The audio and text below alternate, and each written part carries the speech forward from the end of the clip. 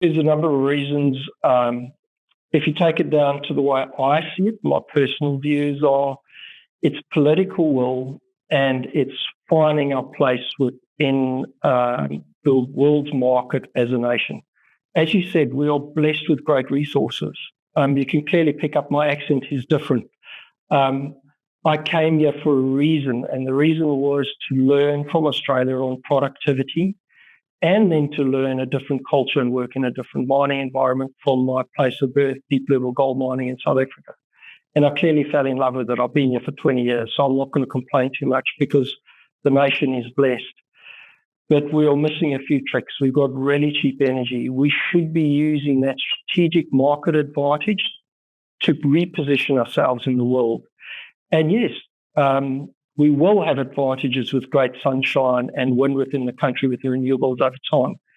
But to date, we've had really, really cheap gas and we've got cheap thermal that we could use as an advantage because energy is one of your biggest advantages.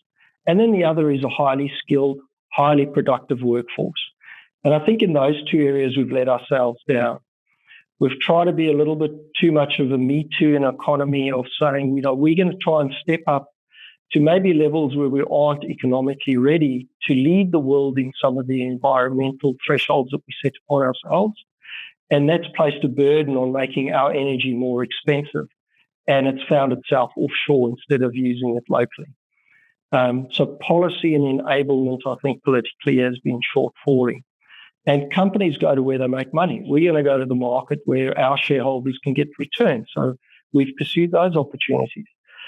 The other side of it is a workforce that is well-educated and productive. From when I came here 20 years ago, it was one of the things that I looked across the water and went, how do the Aussies do it so well that their production per person in a mine is so high? Their mechanisation, their use of technology is excellent. And I came across and I saw 4 or 5 years of great learning that I could see us going forward. Unfortunately, I've seen erosion over the years in STEM subjects that we teach people at school, the enablement and encouragement by our government to send people into universities to pick up trade skills and STEM subject type skills to drive an economy like ours forward. Just policy's been lacking in that place. I think we've enabled universities to become places of profit instead of driving nation education. And then I've also just seen layer upon layer of bureaucratic process of leveraging a productive workforce. And if we could shake ourselves loose of, I think, those two things, cheap energy and driving good policy in that place, and enablement of development of second order production and manufacturing onshore, and a workforce that is productive compared to the rest of the world, we should have no reason of standing back to anybody else. But at this stage, we've hooked our wagon to other economies and we're selling them our products, and then they turning them into high value and selling them back to us. I think we're missing a great opportunity.